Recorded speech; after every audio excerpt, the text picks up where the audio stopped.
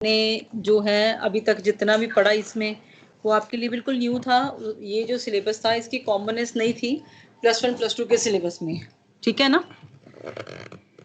तो आपको थोड़ा सा ये बोरिंग भी लग रहा होगा कहीं पे डिफिकल्ट भी लग रहा होगा, क्योंकि टेक्निकल मतलब जो लॉ की टर्मिनोलॉजी है उसको थोड़ा पेशेंस के साथ समझना पड़ता है। तो ये जो टॉपिक है लॉ के पेपर में, ये इजीएस्ट भी है, स्कोरिंग भी है, और सबसे अच्छी बात है कि आपने इसके बारे में अपनी बिजनेस स्टडीज में पढ़ा भी है। इवन जिनके पास ई बिजनेस रहा होगा उन्होंने एमओपी में भी इसके बारे में पढ़ा होगा। एम आई राइट? कम्युनिकेशन को लेकर पढ़ा है ना। साथ के साथ आप ना इंटरेक्ट जरूर कर लेना, इससे मेरे को पता चलता रहेगा कि आप मेरे साथ साथ चल रहे हो, हम इकट्ठे इस जर्नी पे हैं, ठीक है जी। तो let's start with this topic, introduction to business communication.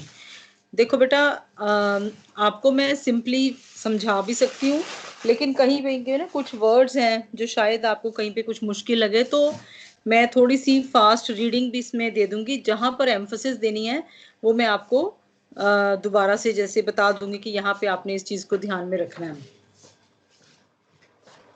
अब देखो, जैसे कम्युनिकेशन है, तो कम्युनिकेशन क्या है? It is an integral activity of human beings. Communication in its simplest form means transferring of information from one person to the other. तो इसमें जो सबसे सिंपल यही है, कम्युनिकेशन क्या है? बातचीत, ठीक है। तो जो हम बात करते हैं उसको हम अगर बोलें तो उसको हम इंग्लिश में ये बोलते हैं हम कम्युनिकेट कर रहे हैं, ठीक है जी। अब इसमें है the word communication has been derived from the Latin word communicare which means to share.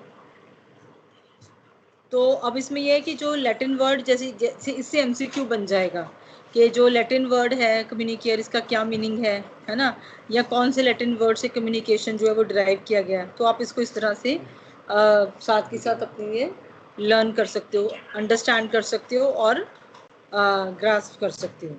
Hence, it can be defined as the process of transferring, sharing, exchanging or transmitting ideas, facts, feelings, data, information and experience from one entity to other through medium.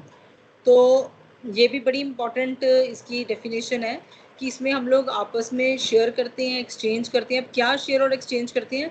Ideas, facts, feelings. आप उदास हो, आप खुश हो, आप गुस्से में हो, तो कई बार आपको लगता है कि सामने कोई हो जिससे हम शेयर कर सकें, है ना। उसके बिना कोई फैक्चुअल इन्फॉर्मेशन है वो, जैसे अभी सर आपके साथ शेयर कर रहे थे कि आप किस तरीके से कहाँ से यूट्यूब से जो है वो देख सकते हो, जो भी आपने वीडियोस मिस करी हैं, जो क्लासेस मिस करी हैं वो, ठीक है। तो कोई भी इंफॉर्मेशन, कोई भी एक्सपीरियंस आप वो जो है वो शेयर कर सकते हो, ठीक है जी।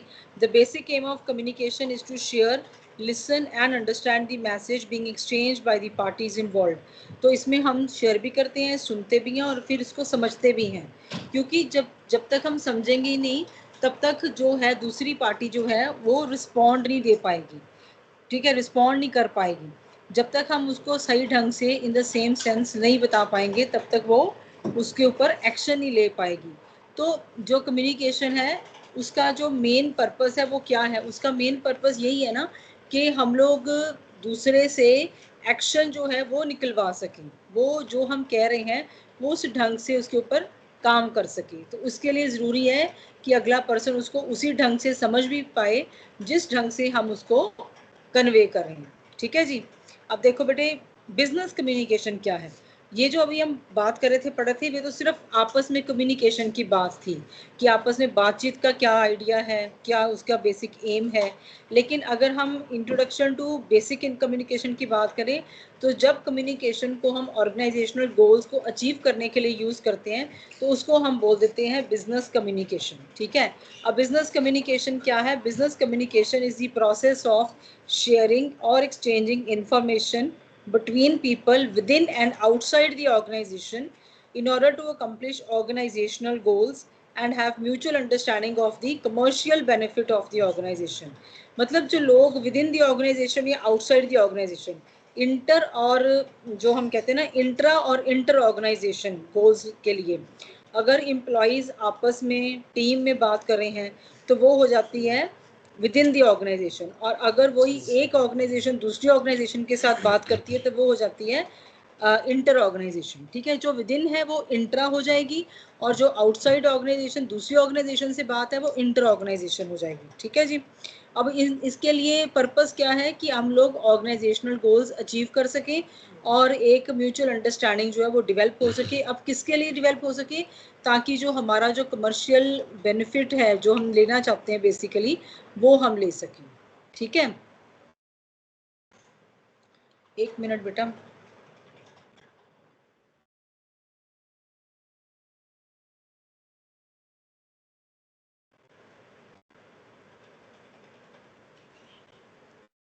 जस्ट वेट, पेज ना स्क्रॉल हो गया।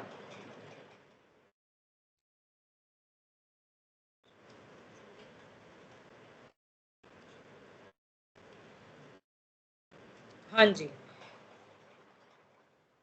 अब ये है कि no entity can function solely in the, अच्छा इसमें हम एग्जांपल मिस कर रहे थे।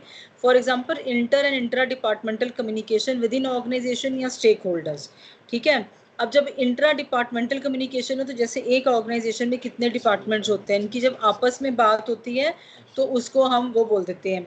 ठीक है, उसको हम बोल देते हैं कि इंट्रा डिपार्टमेंटल कम्युनिकेशन हो रही है, पर्सोनल की, फाइनेंस के साथ, मार्केटिंग की, परचेज के साथ या प्रोडक्शन डिपार्टमेंट के साथ, वो इंट्रा डिपार्टमेंटल कम्युनिकेशन है। और अगर इंटर की बात करें तो उसमें जैसे हम outside the communication, outside the organisation communication करते हैं। No entity can function solely in absence of communication. The exchange of ideas, information and instructions internally and externally is a fundamental feature of an entity necessary for its working. The purpose of business communication is to clearly understand the business processes effectively. तो इसका मतलब ये है कि हम लोग अपने business processes को अच्छे से समझकर चलाना चाहते हैं, इसी के लिए बिजनेस कम्युनिकेशन जो है करनी ज़रूरी है। अब इसमें क्या क्या इसमें हमारे को फ़ायदे होते हैं, सिग्निफिकेंस क्या है? First is managerial efficiency. अब इसमें ये कि कम्युनिकेशन से हमारी जो मैनेजमेंट है उसका जो काम है, जो फंक्शंस हैं, वो स्मूथली चलते हैं। ठीक है, कम्युनिकेट जो ऑर्गेनाइजेशन है अपने गोल्स जो है वो कम्युनिकेट कर देती है, और जो सारी पार्टीज़ हैं उसमें इन्वॉल्व, जो टॉप लेवल से लेके लोअर लेवल तक, ठीक है, मैनेजेरियल लेवल से लेके नीचे ऑपरेशनल लेवल तक, सभी लोग अपने जो काम है वो क्लैरिटी से करते हैं, क्योंकि बिकॉज उनको क्लियरली कम्युनिकेट कर दिया गया है कि उन्होंने कौन से गोल्स अचीव करने हैं। आपको पॉइंट समझ आ गया बेटे मैनेजेरियल एफिशिएंसी क्या है? और should I read it out for you और is it clear to you? क्या मैं समझा कर आगे चलूं क्या रीड भी करूं? आप क्या, कैसा आपको ठीक लगता है बेटा? मैम समझा दो। समझा के चलें आगे? ठीक है, यस मैम। ओके ओके बेटा। Building a dedicated and loyal employee base. अब इसमें क्या है कि जो कम्युनिकेशन है उसमें जो एम्प्लॉय की पार्टिसिपेशन जो है उसको एक पॉजिटिव रिस्पॉन्स मिलता है। नेचुरली जब कम्युनिकेशन होगी तो वो टू वे होगी, तो जब एम्प्लॉय से सजेशन मांगेगा या एम्प्लॉय जो है अपनी कोई ग्रीवेंसेस उनको बताएगा, या जो मैनेजमेंट जो है वो कोई डेलीगेट करेगी अथॉरिटी और उसके साथ कुछ कम्युनिकेशन होगी, तो उससे होगा क्या, एक पॉजिटिव एनवायरनमेंट क्रिएट हो जाएगी, जहाँ पर जो एम्प्लॉय है उसको एक वो फीलिंग आएगी कि मेरे को पार्टिसिपेट करने का मौका दिया जा रहा है। तो वो जब मैनेजमेंट की कम्युनिकेशन में पार्टिसिपेट करेगा तो इसका मतलब वो साथ ही साथ इन अ वे वो कंसर्न की सक्सेस में भी पार्टिसिपेट कर रहा है, उसको अपॉर्चुनिटी मिल रही है, तो उससे एम्प्लॉय का मोराल बढ़ेगा और उसकी जो रिलेशन है मैनेजमेंट के साथ वो पॉजिटिव रहेंगी। और जब रिलेशंस पॉजिटिव रहेंगी तो जैसे हम लोग सुनते हैं ना किसी ऑर्गेनाइजेशन में। हाँ जी बेटा। मैम सेकंड पॉइंट दोबारा रिपीट कर दो जी। हाँ जी बेटा, सेकंड पॉइंट ही चल रहा है। मैं इसमें आपको ये बता रही हूँ कि जो एम्प्लॉई अगर उसको मौका दिया जाएगा कि वो कम्युनिकेट करे, तो वो कैसे कम्युनिकेट करेगा, मैनेजमेंट कैसे कम्युनिकेट कराएगी, उससे सजेशन मांगेगी। ठीक है, तो इससे क्या है, जैसे फर्स्ट लाइन में लिखा है कि effective communication emphasises the employees participation in management. तो जब वो कम्युनिकेट करेगा, जैसे मैं क्लास में आपको कहती हूँ कि बेटा आप बोलो, तो जब आप बोलोगे तो मतलब आप पार्टिसिपेट कर रहे हो, है ना। और इसी तरह से अगर एम्प्लॉय जो है वो ऑर्गेनाइजेशन में अगर उसको कम्युनिकेशन करने का फ्रीडम दिया जाएगा, वो बोल पाएगा, अपनी सजेशंस पुट फॉरवर्ड कर पाएगा, तो इसका मतलब effective communication is taking place. ठीक है, तो जब इफेक्टिव कम्युनिकेशन जो है वो हो रही है तो उससे क्या है, जैसे सेकंड लाइन में लिखा है, it creates a positive environment जहाँ पे एम्प्लॉय को फ्लरिश होने का मौका मिलेगा. It helps to build the employees morale and cordial industrial relations between management and employees. तो उससे एक तो एम्प्लॉय मोटिवेटेड फील करेगा, पॉजिटिव फील करेगा, और इंडस्ट्रियल रिलेशंस टॉप मैनेजमेंट और एम्प्लॉयज के बीच में आपस में जो रिलेशन है वो कॉर्डियल रहेंगे. और उसमें किसी भी तरह के, जैसे आप सुनते हो ना, किसी किसी ऑर्गेनाइजेशन में ये एग्जांपल होता है कि कितने ही सालों से वहाँ पे कोई स्ट्राइक ही नहीं हुई, तो वो स्ट्राइक ना होने का क्या मतलब है कि वहाँ पे एक अच्छा उम्दा माहौल जो है वो ऑर्गेनाइजेशन अपनी एम्प्लॉयज को दे रहा है. इस वजह से वहाँ पे जो लोग हैं वो खुलकर अपनी बात आगे रखते हैं और वो पार्टिसिपेट करते हैं ना सिर्फ मैनेजमेंट के काम में बल्कि मैनेजमेंट की सक्सेस में भी. ठीक है जी, क्लियर हो गया सेकंड पॉइंट आपको कि dedicated and loyal employee base establish हो जाता है, एम्प्लॉयज सेटिस्फाई हो जाती हैं, और ऐसे एम्प्लॉयज जो हैं जिनको मौका दिया जाता है बोलने का, खुलकर अपनी बात रखने का और परफॉर्मेंस में पार्टिसिपेट करने का, तो वो लॉयल हो जाते हैं, वो अटैच हो जाते हैं ऑर्गेनाइजेशन के साथ, वो जल्दी उस ऑर्गेनाइजेशन को छोड़ कर नहीं जाते हैं. ठीक है बेटा. नेक्स्ट है इफेक्टिव लीडरशिप. इफेक्टिव लीडरशिप है, effective leadership depends on effective communication. A leader must communicate and listen to views and share feedback to his or her subordinates for smooth functioning of task. अब जो leader है उसमें भी communication ability होनी चाहिए कि वो सुन सके, लिसनर होना चाहिए अच्छा. वो हम आगे इसको पढ़ेंगे कि एक क्वालिटी होती है कि अच्छा जो वक्ता है उसके लिए ज़रूरी है कि वो पहले he should be a good listener, वो पहले अच्छा सुनने वाला होना चाहिए और सुनकर वो सही तरीके से स्मूथ डायरेक्शन में फीडबैक दे सके. ठीक है जी. और सुना जाएगा अगर उसको एम्प्लॉय जो कहना चाहता है और फिर उसके ऊपर काम किया जाएगा तो नेचुरली जो कॉम्प्लेक्सिटीज उसमें आ सकती काम में वो सब दूर हो जाएंगी. ठीक है. Mutual trust and confidence. Mutual trust and confidence between workers and management is essential for the effective functioning of the organization because it helps to reduce misunderstandings and resolve conflicts. अब जब देखो आपस में जब बात होती है ना, बातचीत के करके ही आपस में जो है ट्रस्ट जो है वो इस्टेब्लिश होता है, कॉन्फिडेंस आता है, अपने पे विश्वास आता है और दूसरे पे भी विश्वास आता है. ठीक है.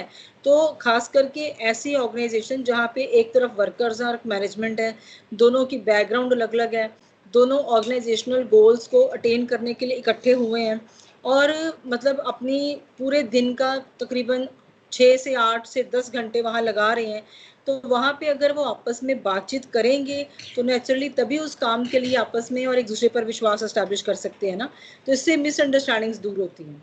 अब जैसे आप लोग हो, आप लोग आपस में बातचीत करोगे है ना, तो जब बातचीत होती है तो कम्युनिकेशन का जो फ्लो है वो स्मूथ रहता है, आपस में ट्रस्ट बढ़ता है. ऐसे होता है ना, अगर हम आपस में कहीं पे बात करनी बंद कर देते हैं तो नेचुरल है जो गलत फहमियाँ हैं वो गलत फहमियाँ और बढ़ जाती हैं और वहाँ पे जो मतलब नहीं भी है वो भी लगने लग जाता है कि नहीं ऐसा ही है. मतलब एक जो हम अपनी फिर एक पार्टी जो है वो अपनी ही सोच से चलना शुरू कर देती है, तो ऐसे केस में अपनी ही बात जो है वो सही लगनी शुरू हो जाती है. लेकिन ये तो होता नहीं कि सिर्फ एक ही पर्सन हमेशा सही होगा, तो अगर बातचीत होती रहे तो कन्फ्लिक्ट्स जो है वो सॉल्व होते रहते हैं और जैसे कन्फ्लिक्ट्स सॉल्व होते हैं तो नेचुरली फिर ऑर्गेनाइजेशनल गोल्स और प्रोडक्टिविटी जो है वो बढ़ती रहती है, ऑर्गेनाइजेशनल गोल्स जो है वो आसानी से हासिल होते रहते हैं. समझ आ रहा है बेटे आपको, पता चल गया? Yes ma'am. Yes okay. Ma'am. Next है बेटा better decision making with informed judgement. देखो डिसीजन मेकिंग जो है वो सही होती है क्योंकि जब डेटा सही तरीके से बताया जा रहा है, इंफॉर्मेशन जो है वो सही तरीके से डिलीवर की जा रही है. ठीक है. और उसमें जो डिसीजन मेकिंग है वो क्विक हो जाती है और एफिशिएंट हो जाती है. और अगर किसी भी तरह से कुछ भी अगर डिसीजन का इम्पैक्ट अगर किसी भी तरह से कुछ लगता है कि ये सही नहीं है तो वो ऑर्गेनाइजेशन को उसको वो प्रभावित नहीं करता है. लेकिन अगर इंफॉर्मेशन और डेटा जो है वो सही तरीके से कम्युनिकेट नहीं किया गया तो उस केस में उसके उस डेटा के ऊपर बेस्ड जो डिसीजंस हैं वो हो सकता है हम मिसलीडिंग डिसीजंस ले जाएं, और अगर हम लोग मिसलीडिंग डिसीजंस उसके ऊपर ले जाएंगे तो नेचुरली ऑर्गेनाइजेशन की प्रॉफिटेबिलिटी के ऊपर एडवर्स इम्पैक्ट पड़ेगा. मतलब कि एक नीचे ले जाने वाला इम्पैक्ट पड़ेगा, एक बुरा असर जाएगा, उसकी प्रॉफिटेबिलिटी कम होगी। So effective communication is needed in making prompt and proper business decisions. ठीक है, अगर सही डेटा होगा तो सही डेटा के ऊपर ही आप सही फैसले लोगे ना कि हमने क्या करना है। ठीक है, अब जैसे फॉर एग्जांपल अगर आपको बताया जाए कि आप कोई सर्वे हुआ है, उस सर्वे के आप सपोज करो कि आप सोप मैन्युफैक्चरिंग में हो, ठीक है, आपकी ऑर्गेनाइजेशन, तो आपके पास एक इंफॉर्मेशन आती है कि जो पर सोप का जो पीस है या केक है, उसको बनाने की जो कॉस्ट है हमारी ऑर्गेनाइजेशन में, वो तकरीबन 20 रुपीज़ पड़ रही है। तो उसके उस कॉस्ट के ऊपर ही ध्यान रख के जो मार्केटिंग वाले होंगे, जो सेल्स वाले होंगे, वो उसका एक सेल्स प्राइस तय करेंगे। अब अगर वो जो डेटा है अगर 20 रुपीज़ की बजाय अगर शायद वो 22 या 18 है और हम गलत इन्फॉर्मेशन दे रहे हैं, तो नेचुरली हम जो एक सेल्स डिपार्टमेंट है उसके ऊपर वो जो मार्जिन रखता है और फिर सेल्स प्राइस तय करता है, तो नेचुरली फिर वो चीज़ उसकी गलत कैलकुलेशन की तरफ लेके जाएगी ना। तो इसका मतलब है कि जो डेटा और इन्फॉर्मेशन है वो सही होनी चाहिए ताकि सही ही डिसीजन लिया जा सके। ठीक है, आपको एग्जांपल समझ आ गया बेटा, पता चल गया? Yes ma'am. Okay. Next we have beta human resources management. Effective communication helps in proper human resource management. इसमें देखो of the company in the form of selection, placement, socialization, promotion and transfer. अब आपने ना इसको पढ़ा हुआ है, जैसे ह्यूमन रिसोर्स मैनेजमेंट में रिक्रूटमेंट होती है, ठीक है, प्रमोशंस होती हैं, ट्रांसफ़र होती है। जब मैन पावर की सही जानकारी अगर ह्यूमन रिसोर्स डिपार्टमेंट के पास होगी कि कहाँ पे कितनी वैकेंसीज हैं, कौन से डिपार्टमेंट में कितने लोग चाहिए, कितनी मैन पावर चाहिए, तो उस केस में उनकी जो सिलेक्शन है ना, उनकी जो प्लेसमेंट है, फिर कितने लोगों को प्रमोट करना है, कितनों को दूसरे डिपार्टमेंट में ट्रांसफ़र करना है, वो आसान हो जाती है। तो वो सही इंफॉर्मेशन जो है सही डायरेक्शन में एक्शन को लेकर जाती है। ठीक है जी। Next is managerial functions.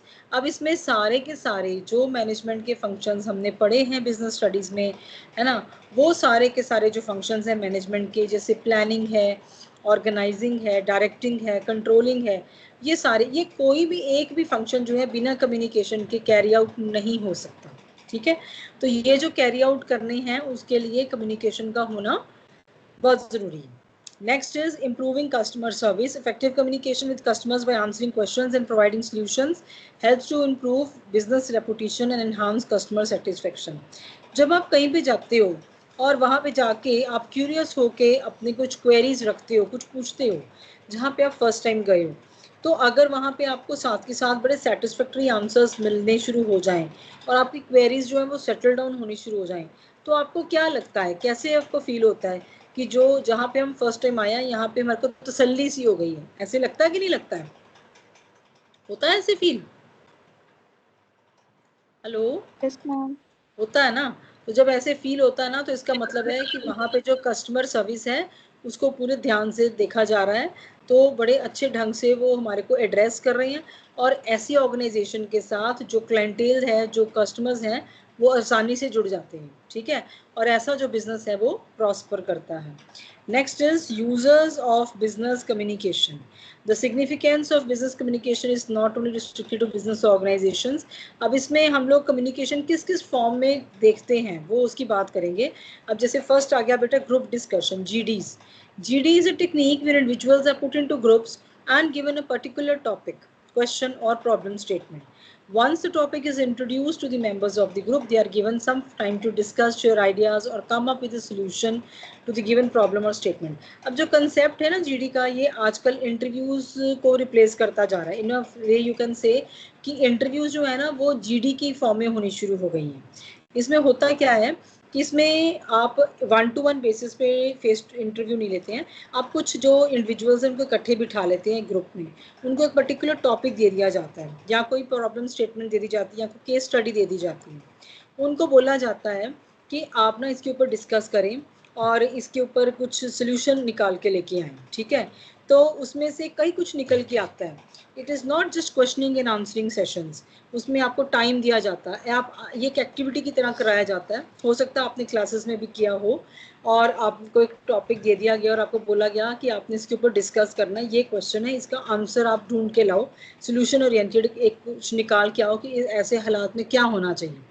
तो वहाँ पे बहुत कुछ जो ट्रेड्स हैं पर्सनालिटी के वो जज हो जाते हैं, जैसे लीडरशिप है किसी में कि नहीं, कम्युनिकेशन कोई कैसे कर रहा है, लिसनिंग किसी की कैसी है, कोई किसी की बात को काटता तो नहीं है कि मतलब अभी वो बात अपनी उसने कंप्लीट ही नहीं की तो दूसरा बंदा जो है वो बीच में इंटरवीन कर रहा है, ऐसा तो नहीं है। अच्छा, कोई ऐसा तो नहीं है जो बिल्कुल ही चुप बैठा है, बोल ही नहीं रहा, किसी को लग रहा है कि मेरे को तो बोलना, मैंने बोलना ही नहीं है या मुझे अकेले को ही बोलना है, ऐसा तो नहीं कुछ नजर आ रहा है। सो ऐसी जो चीज़ें हैं ना, इससे काफ़ी सारी पर्सनैलिटी की ट्रेड्स जो है वो जज हो जाती हैं।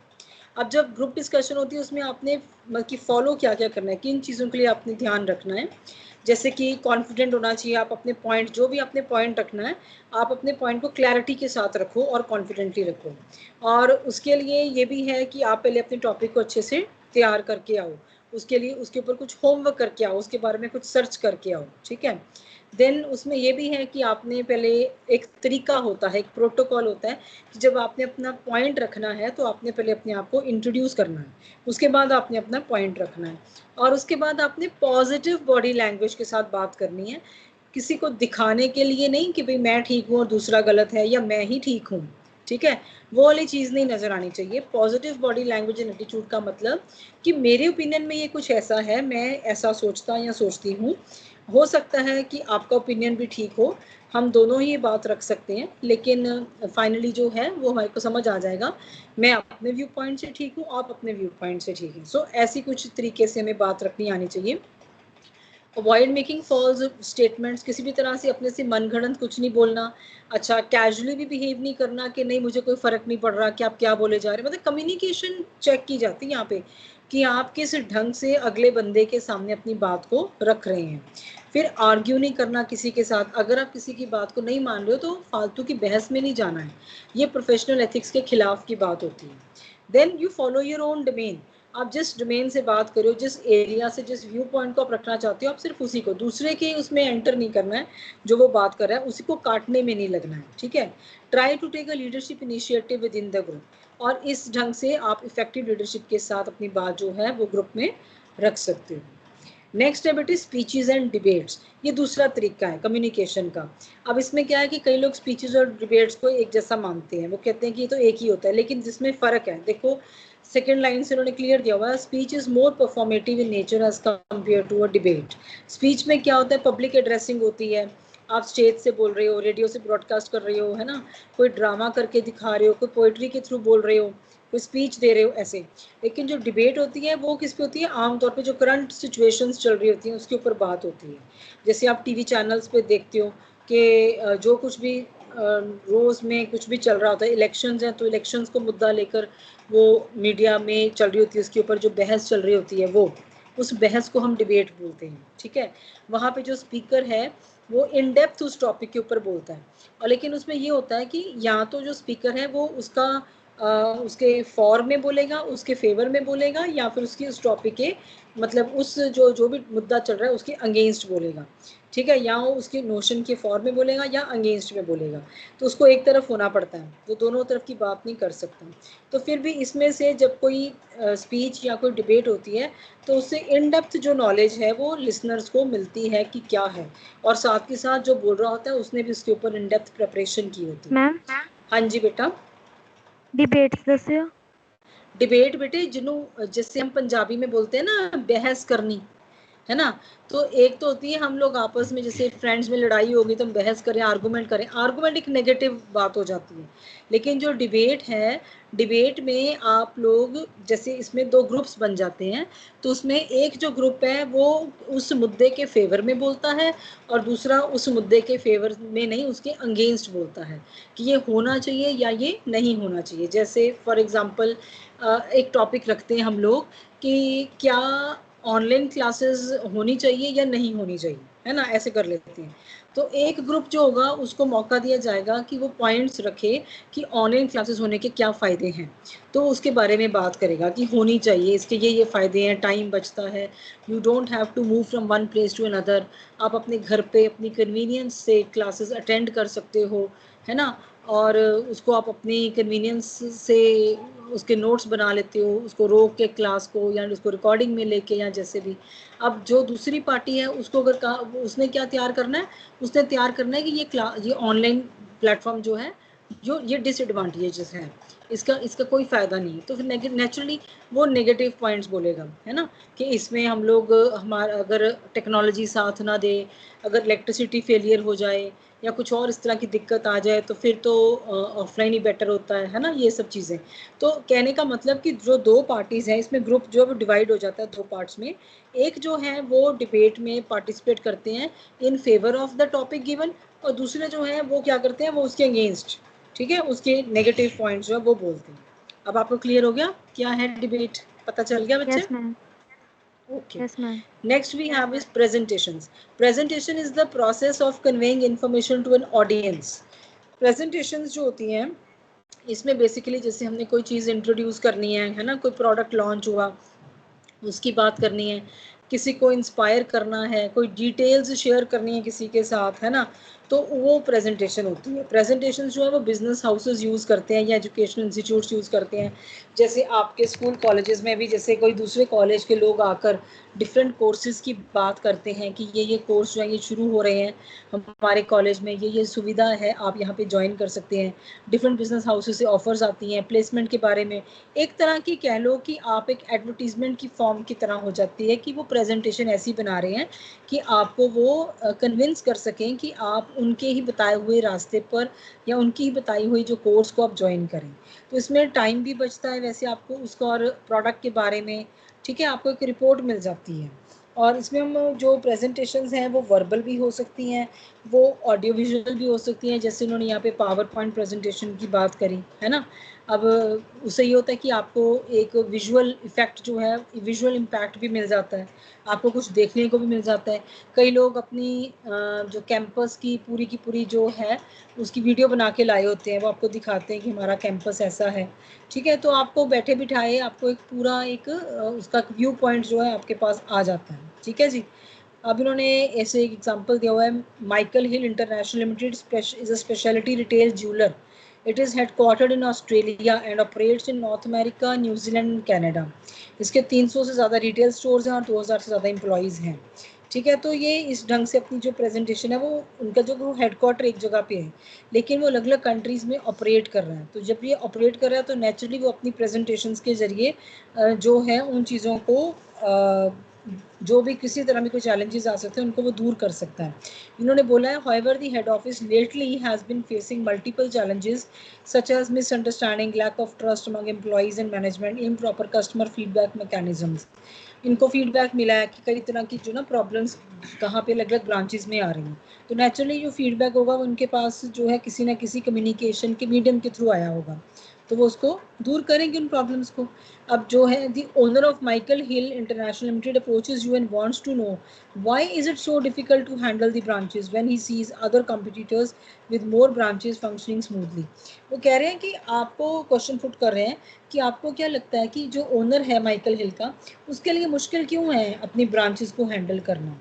तो उसके लिए मुश्किल इसलिए है बिकॉज उसका जो बिजनेस है वो काफ़ी ज़्यादा एक्सपैंड हुआ हुआ है, और अगर ये जो चीज़ें आ रही हैं मिसअंडरस्टैंडिंग्स है, लैक ऑफ ट्रस्ट है, ये कुछ भी है, ये सारी जो चीज़ें हैं ये अगर ऐसी बातें हैं तो इसका मतलब कहीं ना कहीं पे जो कम्युनिकेशन है वो इफेक्टिव नहीं चल रही है, वो कम्युनिकेशन फेलियर चल रहा है, उसकी वजह से ये दिक्कतें आई हुई हैं। तो इसका मतलब कम्युनिकेशन का होना अपने आप में बहुत ज़्यादा ज़रूरी है। नेक्स्ट बेटे role of business communication in functional areas of organization. अब जहाँ जहाँ पे भी जो ऑर्गेनाइजेशन में फंक्शंस हैं, हर डिपार्टमेंट जो रोल प्ले कर रहा है वहाँ पे कम्युनिकेशन किस ढंग से काम में आती है, इन्होंने इसको डिवाइड किया है। फर्स्ट है बिजनेस कम्युनिकेशन एंड मार्केटिंग। पहले तो मार्केटिंग बता दिया कि ये क्या है, कि जो प्रोडक्ट्स के ऊपर हम लोग कम्युनिकेट करते हैं, कंज्यूमर्स को बताते हैं, सोसाइटी को बताते हैं, ठीक है, तो उसको हम मार्केटिंग में लेके चलते हैं। अब इसमें मार्केटिंग और कम्युनिकेशन आपस में बहुत इंपॉर्टेंट और बहुत ही अच्छे ढंग से आपस में लिंक्ड है। मार्केटिंग में अगर आप किसी प्रोस्पेक्टिव कस्टमर को जोड़ना चाहते हो तो वो कम्युनिकेशन के थ्रू ही जुड़ेगा। अब इसमें बेनिफिट्स देखिए, सबसे पहले कि बिल्डिंग एंड मेंटेनिंग रिलेशनशिप्स। अगर आपने कस्टमर को सस्टेन करके रखना है तो जो गुड मार्केटर होगा उसके पास एक इंटरपर्सनल स्किल्स होने चाहिए, उसके पास एक इमोशनल और एम्पैथेटिकल कनेक्शन होना चाहिए क्लाइंट्स के साथ जुड़ने का। वो सीधे जाके अपने प्रोडक्ट को प्रमोट नहीं करेगा, वो पहले पूछेगा कि आपको चाहिए क्या है, आपकी डिमांड क्या है, आप जो प्रेजेंट प्रोडक्ट यूज़ कर रहे हैं वहाँ क्या आप उससे सेटिस्फाइड हैं, आपको उसमें कमी क्या नज़र आ रही है, ऐसे ऐसे क्वेश्चन पूछेगा। तो इससे अगले बंदे को लगना शुरू होता है, जो प्रोस्पेक्टिव कंज्यूमर है उसको लगना शुरू हो जाता है कि ये मेरे लिए कंसर्न होके पूछ रहे हैं, ठीक है। एम्पैथेटिकल मीन्स ये मेरे बिहाफ पे सोच रहे हैं, ये मेरे दुख दर्द को समझ रहे हैं, समझ गए आप। तो वहाँ पे फिर जो कस्टमर है वो खुलकर, मतलब जो प्रोस्पेक्टिव कस्टमर है, जो वुड बी क्लाइंट है, वो खुलकर बात करता है, ठीक है। तो वहाँ पे वो वाली चीज़ें जो हैं वो आसानी से कंट्रोल की जा सकती हैं, आसानी से उनका जो रिस्पॉन्स है उसको अपने प्रोडक्ट की तरफ लाया जा सकता है, ठीक है। सो फैसिलिटेट्स इनोवेशन व्हेन मार्केटिंग। अब इनोवेशन क्या है कि आपने कुछ नया, कुछ नायाब कुछ अपने प्रोडक्ट में इंट्रोड्यूस कर दिया, ये बहुत इंपॉर्टेंट है। अगर आप अपने प्रोडक्ट को बाकियों के कंपैरिजन में अच्छा साबित करना चाहते हो तो नेचुरल है कि कंपटीटर्स की स्ट्रैटेजी को माइंड में रखते हुए आपका जो प्रोडक्ट है वो उससे एक कदम आगे हो। तो उसके लिए क्या है कि इफ़ेक्टिव कम्युनिकेशन स्किल्स भी चाहिए ताकि आप अपने प्रोडक्ट्स के आइडियाज़ को अच्छे और इफ़ेक्टिव ढंग से कन्वे कर सको, ठीक है जी। Next is enhancing transparency. Marketers क्या है, they are the brand ambassadors of the business. तो उन्होंने तो कस्टमर्स को कन्विंस करना है कि भाई हमारे जो प्रोडक्ट को या हमारी ट्रस्ट को आप लोग जो ब्रांड है उसको ट्रस्ट करें, ठीक है। तो पब्लिक का ट्रस्ट लेने के लिए उनको अपनी कम्युनिकेशन जो है उसको इफेक्टिवली जो है वो यूज़ करना होता है, उनको खास करके ट्रेनिंग दी जाती है। आप कभी नोट मैम करना। हाँ जी बेटा। मैम एम्बेसडर्स की ਹੁੰਦਾ जी? बेटे brand ambassadors of the business का मतलब कि अगर जैसे वो ब्रांड के प्रमोटर्स हैं, ठीक है, उनको एक दिया गया है काम कि वो बिजनेस की ब्रांड को प्रमोट करेंगे, ब्रांड से रिलेटेड जो मैसेजेस हैं उनको पॉजिटिवली कन्वे करेंगे, जिसको हम लोग ना जैसे कहते हैं दूत है वो बिजनेस के, ठीक है। ठीक है, समझ आ गई आपको। वो पैटर्न कैरी कर रहे हैं, पैटर्नेज कैरी कर रहे हैं, उनके नाम से उनकी माउथ टू माउथ एडवर्टीजमेंट से प्रोडक्ट जो है वो प्रमोट होगा, इसको बोलते हैं, ठीक है बेटे, समझ आया आपको। जैसे आप लोग, आप कौन से स्कूल से हो बेटा? विक्टोरिया आप स्कूल बठिंडा जी। बठिंडा है ना। तो अब आप देखो कि आप जब यहाँ से भी आपने पढ़ लिया मेरिटोरियस स्कूल बठिंडा से, तो अब आप जब यहाँ से बाहर जा रहे हैं कहीं और जो एडमिशन ले रहे हैं, आपके रिलेटिव्स में, आपके फ्रेंड्स में, आपके सिस्टर ब्रदर में कोई आपको पूछे कि हाँ हमें बताओ कि मेरिटोरियस स्कूल बठिंडा कैसा है, तो आप उसके बारे में एक पूरी जानकारी रखते हो ना, यस है ना। मैम। तो आपने आपको आपकी अगर एक अच्छी रिपोर्ट आपके मुंह से निकलेगी कि भाई मेरा स्कूल तो सबसे बेस्ट है, मेरे को तो वहाँ पे जाके ये फ़ायदा हुआ, मैं तो आपको यही सजेस्ट करूँगी कि आप अपनी जो है यहाँ पे मेरिटोरियस स्कूल बठिंडा को फर्स्ट नंबर पे अपनी ऑप्शंस में एंटर करना, चॉइसेस में। तो इसका मतलब कि आप क्या बन गए, आप भी अपने स्कूल के लिए ब्रांड एम्बेसडर हो गए एक तरह से। मतलब आप अपने स्कूल के बारे में एक कन्विंसिंग गुड रिपोर्ट दे रहे हो, समझ आ गया। तो okay meritorious school ma'am. Bathinda, हाँ जी, मेरिटोरियस स्कूल बठिंडा की एडमिशन्स में आपका एक की रोल जो है वो बन गया, क्योंकि आप वहाँ के ब्रांड एम्बेसडर बन गए, समझ गए। Okay ma'am. हाँ जी, ओके बेटा। नेक्स्ट है बेटे ओवरकमिंग मार्केटिंग ऑब्स्टिकल्स। अब इसमें ये है इन अ डायनेमिक व्यू कैप। अब इसमें इसकी जो है उन्होंने फुल फॉर्म दी हुई है इस फॉर्मूला की। V for volatility, U for uncertainty, C for complexity, A for ambiguity, F for fear of unknown, U for unprecedentedness। अब ये जो है ना, ये एक तरह से अगर सारे इन वर्ड्स को हम देखें, इसके अगर हम लिटरल मीनिंग को देखें मतलब वर्ड बाय वर्ड, तो ये तकरीबन एक ही चीज़ की तरफ डायरेक्शन देते हैं। इसका मतलब है जिसको हम बोलते हैं, जैसे हमने फर्स्ट वर्ड यूज़ किया डायनेमिक, तो कहने का मतलब डायनेमिक को हम अगर हम सिंपल वर्ड्स में बोलें तो उसको बोलेंगे एवर चेंजिंग, ठीक है। तो ये सारे वर्ड्स जो है ना, ये एवर चेंजिंग के साथ जुड़ी हुई जो संभावनाएं हैं उनके बारे में बात करते हैं। अब जो चीज़ चेंजेबल है, जो चीज़ परमानेंट नहीं है, जो चीज़ शॉर्ट लिव्ड है, जो चीज़ फटाफट बदलने वाली है, नेचुरल है वो वॉलेटाइल भी होगी, उसमें कोई ना कोई अनसर्टनिटी भी रहेगी, मतलब कि पता नहीं क्या होने वाला है, अनसर्टन है ना, डाउट रहेगा। अब जहाँ पे अनसर्टनिटी है तो नेचुरली उसको समझना सीखना सरल नहीं है, वो कॉम्प्लेक्स भी होगी। कॉम्प्लेक्स होगी तो उसमें कन्फ्यूजन भी अराइज होगी, मतलब एम्बिगुअस होगी। एम्बिग्विटी होती है कन्फ्यूजन होना, क्लैरिटी ना होना, है ना। और फियर ऑफ अननोन, नेचुरली जब तक हमारे को किसी चीज़ का कुछ नहीं पता तो हमारा मन उस तरफ चलने में थोड़ा सा हेजिटेट करता है। हमारे को यही लगता रहता है कि पता नहीं हम सही जा भी रहे हैं कि नहीं, एक सेल्फ डाउट सा आ जाता है। मतलब ये सारे जो वर्ड्स हैं ये एक तरह से क्या कह रहे हैं, इशारा कर रहे हैं कि मार्केट में किस तरीके के ऑब्स्टिकल्स आ सकते हैं, मल्टीपल हर्डल्स आ सकती हैं। जैसे कि हमें पता नहीं कि हम जहाँ पे अपना ब्रांच खोलने जा रहे हैं, काम करने जा रहे हैं, वहाँ पे हमारे को एक अनसर्टन माहौल है कि वहाँ पे जो मैम काम है वो कैसे होगा। हाँ जी मैम बेटा। मैम ये हाँ रिपीट जी करना बोलिए। फिर से। मैम ये रिपीट करना फिर से।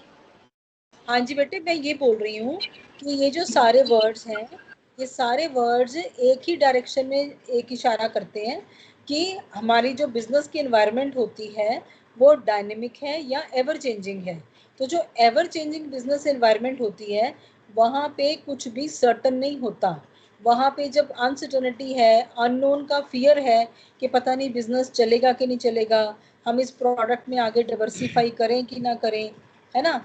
तो वो जो चीज़ें हैं ना वो बिजनेस में एक डर सा पैदा कर देती हैं, डर वाला माहौल पैदा कर देती हैं। अब जैसे आप इसको आगे सिंपल देखो, यहाँ लिखा है कि these hurdles appear in the form of cultural barriers, linguistic barriers, legal barriers etcetera. These barriers hinder the process of marketing. अब जब कोई मार्केटिंग की बात करता है, अब जैसे इंडिया का कोई अगर किसी और देश में जाके वो सोचे कि वहाँ पे उस चीज़ की वो ब्रांच खोले प्रोडक्ट की, तो या अगर इंडिया से बाहर नहीं तो फिर इंडिया के अंदर ही दूसरी स्टेट में जाके कोई ब्रांच खोले किसी चीज़ की, तो नेचुरली उसको ये बैरियर आएंगे। अब जो पंजाब के लोग हैं they find their themselves more comfortable with Punjabi. अगर आप मतलब साउथ की तरफ जाओगे तो वहाँ पे जाके आप पंजाबी में तो बात नहीं कर सकते, तो अपने प्रोडक्ट को कैसे प्रमोट करोगे, है ना। तो लैंग्वेज बैरियर आ जाएगा, कल्चरल बैरियर आ जाएगा। वो उनका कल्चर, अब जैसे अगर आप कलकत्ता बंगलौर बंगाल की तरफ जाओगे, वहाँ पे इनका नेटिव फूड राइस होता है। आप वहाँ पे जाके अपने क्या कहते हैं उसको, फ्लोर को, आटे को वो करो, प्रमोट करो या कुछ और, तो वो वहाँ पे नहीं चलेगा, बिकॉज उनका कल्चर ही नहीं है, रोटी का चपाती का कल्चर ही नहीं है। तो इस तरह से कई तरह के, अगर दूसरी कंट्री में अगर आप अपनी ब्रांचेस खोलने की बात करते हो तो कई तरह के लीगल फॉर्मेलिटीज़ होती हैं, हर देश का अपना कानून है, तो वहाँ पे लीगल बैरियर्स आ जाते हैं। अब वो यही बोलते हैं कि अगर आपका इफ़ेक्टिव कम्युनिकेशन सिस्टम है और अगर जो मार्केटर है वो राइट कम्युनिकेशन स्किल्स के साथ मार्केट में स्पेसिफिक टारगेट ग्रुप्स मतलब क्लाइंट्स को वो अप्रोच करता है, तो फिर आसान हो जाता है लोगों के साथ अपना कनेक्शन बनाना, और कस्टमर्स के साथ भी और पोटेंशियल कस्टमर्स के साथ भी। कस्टमर होते हैं जो ऑलरेडी आपके प्रोडक्ट के साथ जुड़े हैं, और पोटेंशियल कस्टमर होते हैं जो कि आपके प्रोडक्ट के साथ जुड़ने वाले हैं। अगर आप उनको सही ढंग से कन्विंस कर लोगे तो वो आपके जो हैं पक्के वाले रेगुलर कस्टमर बन जाएंगे। तो इसका मतलब कि जब आप किसी भी नई जगह पे अपनी मार्केट एस्टैब्लिश करते हो तो वहाँ पे आपको कई तरह के बैरियर्स जो हैं, कई तरह की आपस में डर का माहौल पैदा करते हैं। तो इस डर को दूर करने के लिए जब भी कोई मार्केटियर है, जो बिजनेसमैन है, वो अगर सही ढंग से इफेक्टिव कम्युनिकेशन स्किल्स को यूज़ करते हुए मार्केट में उतरे तो उसको प्रॉब्लम नहीं आती है, ठीक है, उसके हर्डल्स दूर हो जाते हैं। नेक्स्ट है एस्टैब्लिशिंग प्रोफेशनलिज्म वाइल मार्केटिंग। अब इसमें ये है कि आप प्रोफेशनल लैंग्वेज यूज़ करनी है। कम्युनिकेशन में चाहिए क्या क्या, इसमें वो कहते हैं कि जो मार्केटर है उसकी जो इंटरपर्सनल स्किल्स हैं, मतलब जो बात करने का जो तरीका है वो बड़ा प्रोफेशनल होना चाहिए, वेल वर्डेड होना चाहिए, और वो पॉजिटिव होना चाहिए। मतलब जैसे हमने अभी पीछे बोला था ना कि बात नहीं काटनी किसी की, पॉजिटिवली बात करनी है, वो सारी चीज़ें जो वो ज़रूरी है, ठीक है बेटा। अब नेक्स्ट है मेजर मोड्स क्या है कम्युनिकेशन के, हम किस ढंग से मार्केटिंग में कौन कौन से तरीकों से प्रोस्पेक्टिव कस्टमर को अप्रोच करते हैं। इसमें है फर्स्ट इज एडवर्टाइजिंग। एडवर्टाइजिंग आप सबको मालूम है, ये इम्पर्सनल फॉर्म है कम्युनिकेशन का। आपने टीवी पे ऐड देखी होगी, एलईडी एलसीडी पे ऐड देखी होंगी, इवन मोबाइल में यूट्यूब के बीच में चलते हुए किसी प्रोग्राम में एड्स आ जाती हैं। तो एडवर्टीजमेंट का बेसिक पर्पस क्या होता है? First is to target the mass audience, मतलब कि एक 1 to 1 नहीं हो रही है ये बात। आप अपने फ्रेंड से बात करोगे तो वो एक अलग चीज़ है कि आप किसी एक पर्सन को कन्विंस कर रहे हो, लेकिन जब टीवी पर वो ऐड आ रही है या सोशल मीडिया के थ्रू ऐड आ रही है तो नेचुरली वो पैन इंडिया लेवल पे आ रही है या वो इंटरनेशनल लेवल पे आ रही है। तो ये एडवर्टीजमेंट का जो है बेसिक टूल है मार्केटिंग का, जो कम्युनिकेशन का टूल बन के आप प्रोडक्ट जो है कंज्यूमर के तक उसकी जो इन्फॉर्मेशन है वो पहुंचा देते हो सक्सेसफुली। और ये चीपेस्ट भी है क्योंकि आपको कस्टमर के पास नहीं जाना पड़ता, ठीक है, लेकिन आप विजुअली एंड ऑडली और ऑडिबल फॉर्म में और विजुअली आप कंज्यूमर के पास जो है पहुंच जाती हो। आपका जो मैसेज है जो प्रोडक्ट का वो जो है कस्टमर के पास पहुंच जाता है। नेक्स्ट है डायरेक्ट मार्केटिंग। डायरेक्ट मार्केटिंग में क्या है कि आप डायरेक्ट कस्टमर के साथ जो है ना टेलीफोन करके, मेल से या किसी और माध्यम से आप लोग डायरेक्टली उसके साथ कनेक्ट हो जाते हैं। डायरेक्ट मार्केटिंग से ये होता है कि आप लोग प्रिसाइजली एक ही चीज़ पर फोकस करते हो। आपका मैसेज जो होता है ना वो स्पेसिफिक हो जाता है, स्पेसिफिक नीड्स के लिए हो जाता है। आप जनरल मैसेज नहीं कन्वे करते हो, आप एक स्पेशल टारगेट ग्रुप को अपील करते हो। जैसे फॉर एग्जांपल अगर आपने बेबी प्रोडक्ट्स में डील करना है तो नेचुरली फिर आप बेबी प्रोडक्ट्स की बात ही करोगे ना, सिर्फ फिर उन्हीं तक ही फोकस करोगे। अगर आपने किसी और चीज़ को तो फिर नेचुरली इसमें आप पूरी की पूरी सारी की सारी जो अम्ब्रेला है प्रोडक्ट्स की उसके ऊपर डिस्कस नहीं करते हो, आप पर्टिकुलरली किसी एक ग्रुप को टारगेट करते हैं। ठीक है जी। सेल्स प्रमोशन क्या है? सेल्स प्रमोशन में ये है कि जो प्रोडक्ट को हम कैसे मूव करवाते हैं कंज्यूमर तक, इसमें नॉन वर्बल कम्युनिकेशन ज़्यादा आती है। जैसे कि आपने देखा होगा कि अगर कोई नया प्रोडक्ट लॉन्च हुआ तो आप देखोगे कई बार ना उसके जो शॉपकीपर्स हैं या कई बार स्कूल्स में उसके सैंपल डिस्ट्रीब्यूट होने शुरू हो जाते हैं, या ठीक है, या आपको कोई डिस्काउंट ऑफर्स मिल जाती हैं, कोई प्रीमियम्स मिल जाते हैं, कोई कूपन मिल जाते हैं। तो मतलब इससे आपको लगता है कि अच्छा इस चीज़ का कूपन आया है, चलो ट्राई करके देखते हैं, है ना। जो गूगल पे वगैरह इस्तेमाल करते हैं, पेटीएम वगैरह, आपने देखा होगा आपको स्क्रैच कार्ड आता है जब आप कोई पेमेंट करते हो, तो उस स्क्रैच कार्ड में कई बार प्रोडक्ट्स की ऑफ़र होती हैं। वो प्रोडक्ट्स होते हैं जो आपने अदरवाइज़ वैसे यूज़ नहीं किए होते, लेकिन कई बार ऑफ़र की वजह से आप उसको यूज़ करना पसंद करते हो कि ऑफ़र लगी है, यूज़ करके देख लेते हैं। तो ये भी एक तरीका होता है बिज़नेस का कस्टमर तक पहुँचने का, लेकिन इसमें इसको हम नॉन वर्बल कम्युनिकेशन बोलते हैं, क्योंकि इसमें कोई भी किसी को कुछ भी बोल नहीं रहा है, लेकिन वो अपना इफ़ेक्ट जो है, जो मैसेज है, वो कन्वे कर रहा है। क्लियर हो गया बेटे? समझ आ गया? चल गया? Yes ma'am. Next step is sales promotion. Sales promotion is done in order to accelerate products movement from producer to consumer. ये तो हमने कर लिया sales promotion. Next is personal selling. Personal selling में basically क्या है? Face to face interaction with the customer, with the purpose of introducing a product and persuading the customer or potential customer about the product and closing the sale. अब जो personal selling होती है ना, इसमें face to face बात होती है। ये इम्पर्सनल नहीं है, ये interpersonal form of verbal communication है। जैसे आपको क्वेश्चन आ सकता है एमसीक्यू में कि interpersonal form of verbal communication का एग्जांपल क्या है या टूल क्या है? पर्सनल सेलिंग, ठीक है। और अगर हम एडवर्टीजमेंट की बात करें जो हमने अभी ऊपर किया, तो वो क्या है? वो इम्पर्सनल फॉर्म ऑफ कम्युनिकेशन है। इम्पर्सनल मीन्स हम इसमें किसी के साथ पर्सनली आपस में बात नहीं कर रहे, हम लोग मास ऑडियंस को जो है वो एड्रेस कर रहे हैं। क्लियर है? समझ आ गया? जो पर्सनल सेलिंग होती है यस मैम। उसमें और जो इम्पर्सनल होती है उसमें एक डिफरेंस होता है बेसिकली। जो पर्सनल होती है उसमें आपको फेस टू फेस इंटरेक्शन होती है, आपको फीडबैक इमीडिएट आ जाता है। जो इंटरपर्सनल होती है वहाँ पर जो है आपको जो है जो फीडबैक है, मैं ये बोल रही हूँ, जो पर्सनल सेलिंग होती है वहाँ पे जो फीडबैक है वो आपको इमीडिएट आ जाता है, आपके मुंह पर बात जो है उसका जवाब आ जाता है, क्योंकि आप फेस टू फेस बात कर रहे हैं। जो इम्पर्सनल होती है उसमें आपको जो फीडबैक है वो आपको साथ के साथ नहीं आता है, ये वन वे हो जाती है, इसमें सिर्फ मैसेज कन्वे हो रहा है। ठीक है, आपने टीवी का माध्यम यूज़ किया या आपने कोई और तरीका यूज़ किया, पोस्टर या कुछ भी, फ्लैक्स या कुछ भी, तो उसमें आपका मैसेज सिर्फ जा रहा है। अब लोगों का क्या रिस्पॉन्स है वो नहीं आपको पता चलता, इसलिए उसको इम्पर्सनल बोल देते हैं। तो जो इंटरपर्सनल है उसमें क्या है, आपको साथ के साथ ही पता चल जाता है कि मैंने किसी को जो बोला उसके जवाब में अगले ने मुझे क्या रिस्पॉन्स दिया। ठीक है जी, तो ये है। अब इसमें नेक्स्ट है बेटे कि हमारे को स्किल्स कौन सी चाहिए होती है इफेक्टिव कम्युनिकेशन के लिए। अब इसमें है कि आपको सबसे पहले तो ये है कि जो कम्युनिकेशन को इफेक्टिव हम तभी बोलेंगे कि अगर कोई जो मैसेज कन्वे कर रहा है सेंडर, उसकी जो बात है उसी ढंग से समझी और सुनी जाए जिस ढंग से वो सुनाना चाहता है। तो उसके लिए क्या क्या ज़रूरी है, बोथ दी पार्टीज मतलब रिसीवर एंड सेंडर दोनों के लिए। पहले तो ये है कि लिसनर को आप इन्फॉर्म करो टॉपिक के बारे में, ठीक है, कि हमने किस बारे में बात करनी है। जैसे मैंने आपको अभी चैप्टर के शुरू में बोला कि हम लोग कम्युनिकेशन के टॉपिक को कवर करेंगे, ठीक है।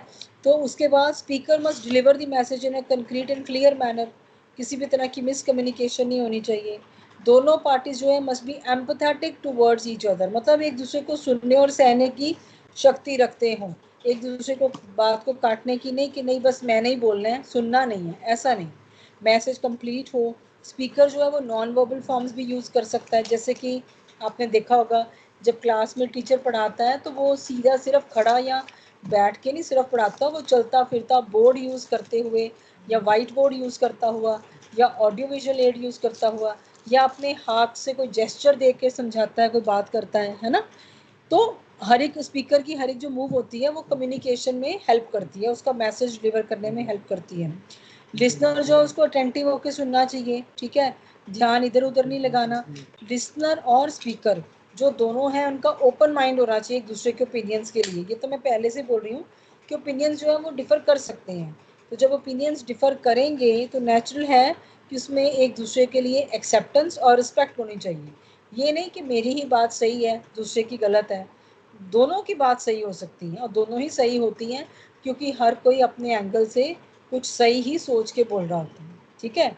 और उसके बाद ये भी है साथ के साथ कि जो लिसनर है उसने फीडबैक भी देना है स्पीकर को।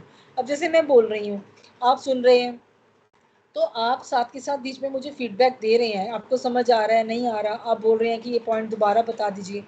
तो इसका मतलब है कि अगर मैं ये सोचूं कि नहीं मैं आपको म्यूट कर दूं और मैं अकेले ही बोली जाऊं तो वो भी बात गलत है, तो इसमें कम्युनिकेशन इफेक्टिव नहीं रहेगी। ठीक है जी, सो ये वाले सारे पॉइंट्स हैं, इसको ध्यान में रख के जो लिसनिंग है वो इफेक्टिव हो जाती है और इससे जो भी इंफॉर्मेशन देना चाहते हो, ठीक है, वो इंफॉर्मेशन सही तरीके से लिसनर जो है उसको रिटेन भी करता है और उसके ऊपर एक्ट भी करता है। Active listening is paying attention to speaker, comprehending what they are saying, responding and reflecting on what they are saying. मतलब देखो, एक होती है लिसनिंग, ये होती है एक्टिव लिसनिंग। लिसनिंग मतलब आप सुन रहे हो, आपको पता है मैं बोल रही हूँ कम्युनिकेशन पे, लेकिन एक्टिव लिसनिंग का मतलब है कि आप बड़े ध्यान से सुन रहे हो, ठीक है, आप सुनने के साथ समझ भी रहे हो, इसको बोलते हैं एक्टिव लिसनिंग। ठीक है, कि मैं क्या बोल रही हूँ, आपने क्या रिस्पॉन्ड करना है, आप इसके ऊपर क्या सोचते हो, वो सारी बातें। क्लियर हो गया, मैम। समझ आ गया बेटा? मैम। हाँ जी। मैम सेकंड पॉइंट दसोगे दोबारा जी? सेकेंड पॉइंट, हाँ जी। सेकेंड पॉइंट है the speaker must deliver the message in a concrete and clear manner to avoid miscommunication. ये बेटा इसको ना हम बड़ी डिटेल में नेक्स्ट चैप्टर में भी हमने पढ़ना है। तो इसमें ये है, वो कहता है जो स्पीकर है ना उसको अपना मैसेज बड़े क्लियर ढंग से क्लैरिटी के साथ पूरी तरह से समझाते हुए किसी भी तरह का इंफॉर्मेशनल गैप नहीं रखना, वो कन्वे करना। ठीक है, इसका ना आप आगे देखना एक पूरा चैप्टर है, उसमें एग्जाम्पल्स के साथ ये पॉइंट उन्होंने बताया होगा कि जो कम्युनिकेशन है वो मिसकम्युनिकेशन में कैसे कन्वर्ट हो जाती है, क्या क्या बातें हैं जो कि कम्युनिकेशन को गलत बनाती हैं और क्या उसका फिर उन्हें ठीक भी बताया होगा। ये हम करेंगे अभी कवर, ठीक है बेटा? Okay ma'am. ओके। हाँ जी। अब इसमें ये है people frequently here what is being said although hearing differs significantly from listening. अब देखो बेटा, अगर आपको पूछा जाए कि हेयरिंग और लिसनिंग में से इफेक्टिव क्या है, कम्युनिकेशन के लिए क्या ज़रूरी है, तो नेचुरली लिसनिंग ही आंसर आएगा, है ना।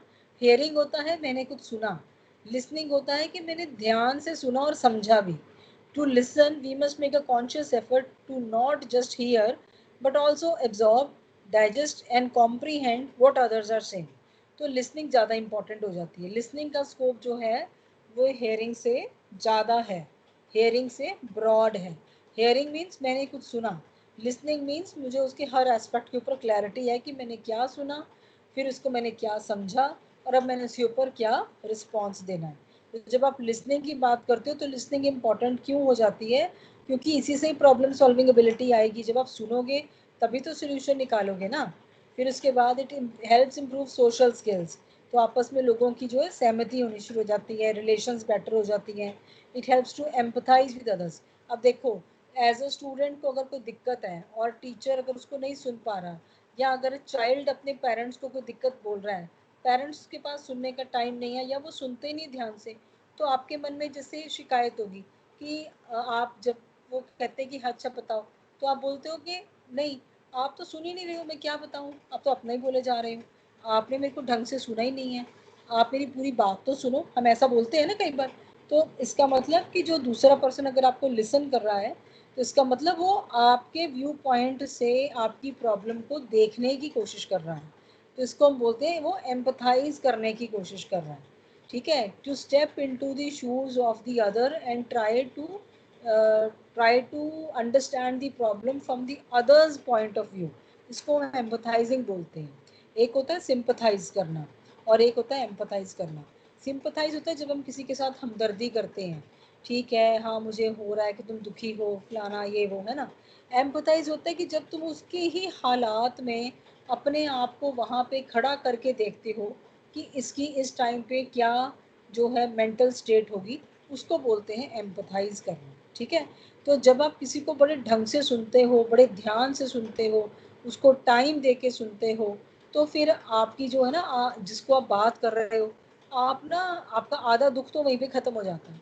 आपको लगता है कम से कम इसने मुझे सुना तो सही, इसने मेरी बात तो सुनी, समझे। तो इसको बोलते हैं एम्पथाइज करना। It helps to absorb information better, it helps to learn and grasp things better in a social and professional setting, it helps to build stronger relationships and by making people feel appreciated.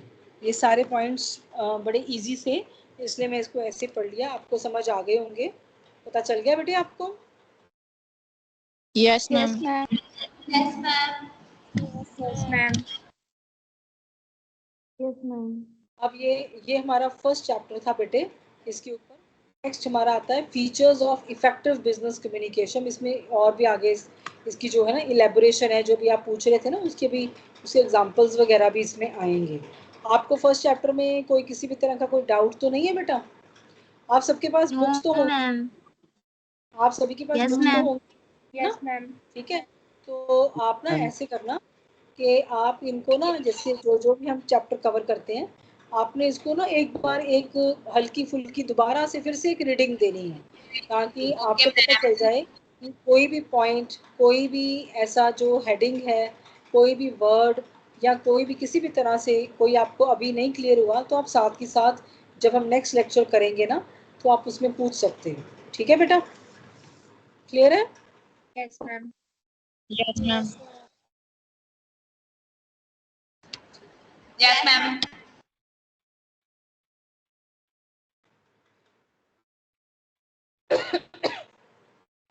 अब इसमें next है features of effective business communication. और features में वही कुछ बातें पिछले lecture वाली भी रिपीट होंगी, कुछ नई भी आएंगी। अब जैसे कम्युनिकेशन की उन्होंने बात करी, देखो एक होती कम्युनिकेशन, एक होती इफेक्टिव कम्युनिकेशन। तो कम्युनिकेशन को इफेक्टिव बनाने के लिए कुछ ऐसे पॉइंट्स होते हैं जो आपको ध्यान में रखने पड़ेंगे, जिससे कि जो जैसे देखो वही बात है, हम लोग कहते हैं ना कि वही बात जब किसी और ने जाके ऑफिस में रखी तो उसको रिस्पॉन्स कुछ अलग आया, वही बात जब मैंने जाके ऑफिस में रखी, है ना, या टीचर के आगे रखी, तो कुछ और रिस्पॉन्स आया। तो वहाँ पे किस किस चीज़ का फ़र्क रहा होगा, उसको हम लोग थोड़ा सा जज करेंगे।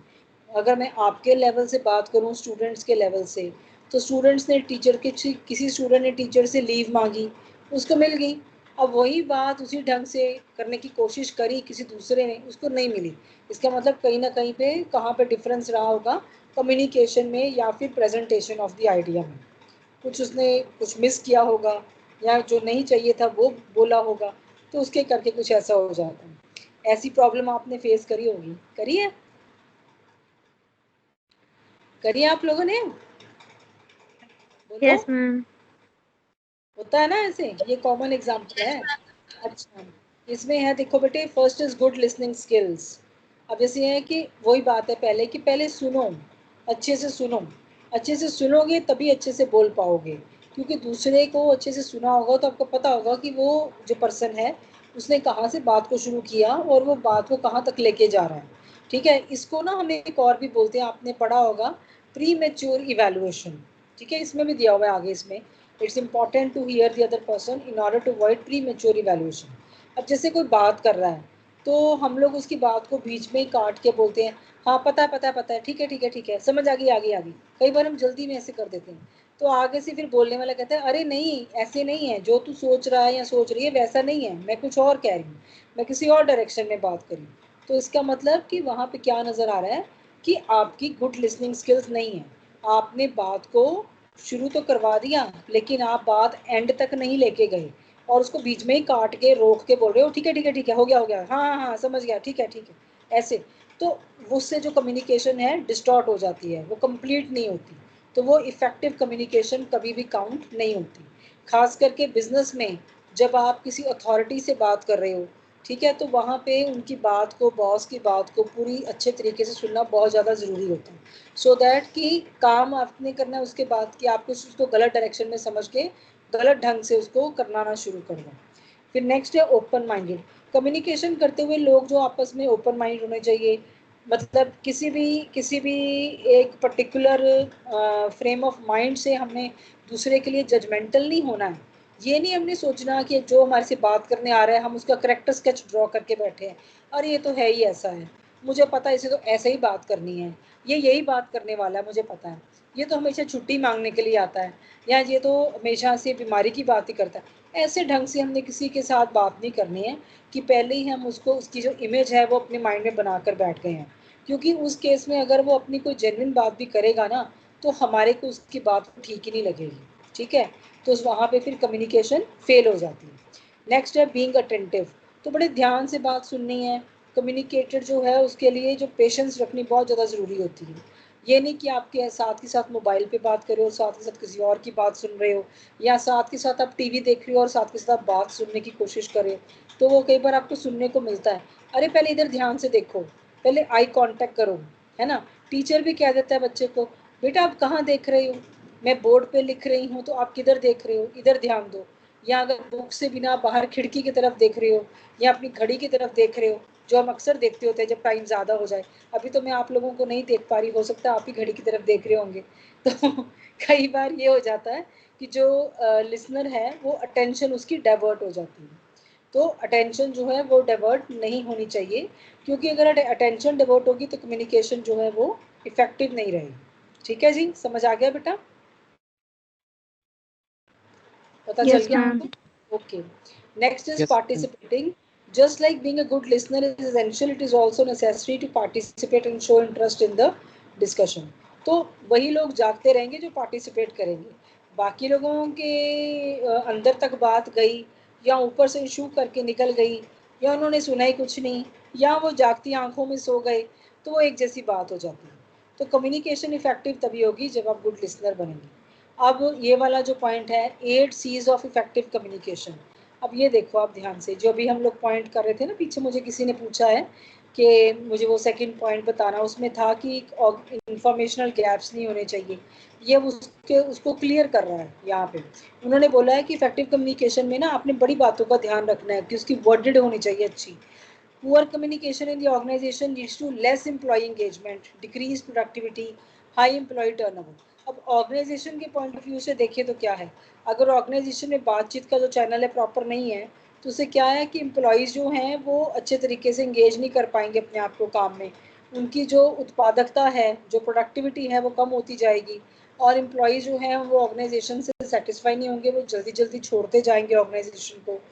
तो मतलब ये सारी बातें जो है वो आती हैं आगे, अगर इनको हमने दूर करना है इन प्रॉब्लम्स को, तो वहाँ पे क्या ज़रूरी है कि कम्युनिकेशन जो है उसकी 8 सीज को ध्यान से माइंड में रख के कम्युनिकेशन जो है इफेक्टिवली चलाई जाए। अब उसमें फर्स्ट पॉइंट क्या है, क्लैरिटी। अब इसको आपको एमसीक्यू आ सकता है कि कितनी इफेक्टिव कम्युनिकेशन के लिए क्या है, 8 सीज हैं। वो 8 सीज कौन सी हैं आपको पता होना चाहिए, क्या क्या नाम है और उसका मीनिंग क्या क्या है। तो जैसे है क्लैरिटी, क्लैरिटी क्या है, कि मैसेज जो है जो देना चाहता है सेंडर वो क्लियर लैंग्वेज में दे और रिसीवर को उसी लैंग्वेज में वो पता चले, वो अपने से कुछ अजम्पशंस ना लगाए। अब एग्जांपल देखो, एग्जांपल से आपको और भी क्लियर होगा और इंटरेस्टिंग भी होगा। आप देखो इनकरेक्ट ढंग क्या है। Company has received a new manufacturing order of tyres from a new client. Company message दे रही है कि कंपनी को एक नया मैन्युफैक्चरिंग ऑर्डर मिला है टायर्स का एक नए क्लाइंट से। अब अगर हम अकेला इनकरेक्ट को देखें तो इसमें ये समझ आता है क्या इसमें से भी किस चीज़ का ऑर्डर मिला है, कितना का ऑर्डर मिला है, कौन है नया क्लाइंट, कुछ भी तो क्लियर नहीं है ना। तो इसका मतलब करेक्ट तरीका क्या है मैसेज देने का, the company has received a manufacturing order of 150 units of tyres from JVC limited. आपको फर्क नजर आया दोनों में क्या है? Yes ma'am. है ना, दोनों में क्या फर्क Yes, था ma'am. बताइए जरा, क्या फर्क है मैम दोनों में? क्वांटिटी जी, मैम क्वांटिटी। हाँ, क्वांटिटी बताई, एक और चीज बताइए। मैम कंपनी द नेम जी। हाँ, नाम आया, स्पेसिफाई किया है, स्पेसिफाई किया है, ठीक है। तो उन्होंने बोला कि स्पेसिफिक होना चाहिए कम्युनिकेशन में, आप जनरल बात नहीं कर सकते हो, ठीक है। आपको स्पेसिफिक होके बात को जो है वो कन्वर्ट करके जो भी न्यूमेरिक टर्म्स में या जैसे भी वो आपको क्लियर बताना है, तभी समझ आएगा कि कहना क्या जा रही है कंपनी, ठीक है जी। अब कंसाइजनेस, मैसेज जो है वो शॉर्ट होना चाहिए, कंसाइज मीन्स ब्रीफ होना चाहिए, डायरेक्ट होना चाहिए, ठीक है। All message should be short, direct and to the point. Unnecessary complex words and beating around the bush should be avoided. किसी भी तरह से आपने मतलब कि ये घुमा फिरा के बात नहीं करनी है, जो बात है वो जो जैसे है उसको उसी तरह से स्ट्रेट फॉरवर्डली पुट फॉरवर्ड करना है। जैसे इनकरेक्ट तरीका क्या है, जैसे we are attempting to create a meticulous proposal of expanding our business operations and customer reach by opening a new branch in the city of joy Kolkata. अब वो कहते हैं कि हम लोग ना एक बड़ा अच्छा बढ़िया सा प्रपोजल तैयार कर रहे हैं कि हम एक नई ब्रांच खोलेंगे और बिजनेस ऑपरेशन एक्सपैंड करेंगे। मतलब देखो कितनी लंबी चौड़ी लाइन इन्होंने बना दी। बताना क्या चाहते थे, सिर्फ और सिर्फ ये बताना चाहते थे कि हमारी एक नई ब्रांच खुलने जा रही है कोलकाता में। तो उसके लिए आप सिंपल लिखो, we are planning to open new branch in Kolkata. इसको फिर तक घुमा फिरा के, है ना, इतना फ्लारी लैंग्वेज यूज़ करके बताने की ज़रूरत तो नहीं है। एक बंदा सोचने लग जाए कि पता नहीं क्या क्या और लेके आ रहे हैं ये, ठीक है। तो ये है कि कंसाइज और ब्रीफ होना चाहिए। आपने देखा होगा जब आप कोई इंग्लिश में जब आपको फ्रेंडली लेटर लिखने को आपको बोला जाता है तो वो लंबी होती है, आपको बोला जाता है इसका लेंथ लिमिट ज़्यादा है। लेकिन वही जब आपको बोला जाता है कि आपने एप्लीकेशन लिखनी है टू द प्रिंसिपल या कहीं और लिखनी है टू द न्यूज़पेपर एडिटर, तो वो उसकी जो लेंथ होती है वो छोटी होती है। नोटिस किया आपने, नोटिस किया आपने? Yes, ma'am. यस है ना। मैम। यस तो मैम। इसका मतलब ये होता है कि जो फॉर्मल कम्युनिकेशन होती है, जैसे बिजनेस ऑर्गेनाइजेशन में हम लोग फॉर्मली कम्युनिकेट करते हैं, तो फॉर्मल कम्युनिकेशन जो होती है वो ब्रीफ होती है, वो कंसाइज होती है, वो डायरेक्ट होती है, टू द पॉइंट होती है। और जो इनफॉर्मल कम्युनिकेशन होती है उसमें हम लोग बड़ी लंबी लंबी बातें हैं जो कर सकते हैं, ठीक है जी। अब नेक्स्ट है courteous. Courtesy is important in corporate communication to maintain healthy working relationship. मतलब हम लोग हार्श, एग्रेसिव, डिसरिस्पेक्टफुल या ह्यूमिलेटिंग टोन्स या जेस्चर्स नहीं यूज़ कर सकते, ठीक है। हम लोग किसी को गलत नहीं कह सकते कि नहीं तुम जा जा तुम तो ऐसे ही हो, ऐसा कुछ नहीं बोल सकते, ठीक है। जैसे इनकरेक्ट देखो कैसे है, I don't appreciate how your team ignores our request for collaboration with my team. मुझे नहीं अच्छा लग रहा कि आपकी जो टीम है वो मेरी रिक्वेस्ट को कैसे इग्नोर कर जाती है, ठीक है। The work we do is more vital as compare to yours. हमारा काम आपसे ज़्यादा इंपॉर्टेंट है। Talk to your team and ensure that they promptly collaborate with my team from now on. अपनी टीम से बात कीजिए और उनसे इंश्योर कीजिए कि हमारी टीम के साथ तरीके से और ढंग से और क्विकली कोलैबोरेट करें। अब देखो मैंने अपनी टोन में ना उसको ट्रांसलेट किया है, आपने मेरी टोन को पकड़ा होगा कि मैंने कैसे बोला है, ठीक है। अब मैं इसकी करेक्शन में जो है ना मैं वो पढ़ के आपको सुनाती हूँ, मेरी टोन को पकड़ना मैं कैसे पढ़ रही हूँ।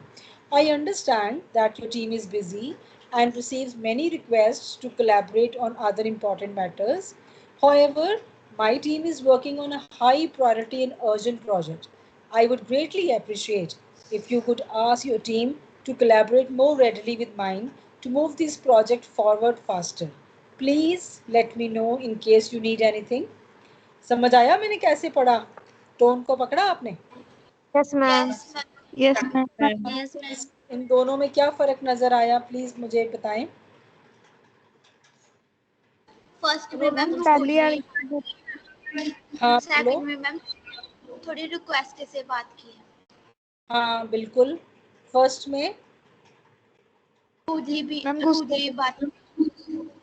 फर्स्ट में मैं थोड़ी ऑर्डर दे रही थी जैसे, है ना, और मैं शिकायत कर रही थी, है ना, इस तरह से मैं थोड़ा नेगेटिव होके कर रही थी कि आप लोगों को पता नहीं है क्या, है ना, मुझे तो अच्छा नहीं लग रहा है, जैसे ओपनिंग लाइन थी, आई डोंट अप्रिशिएट, है ना।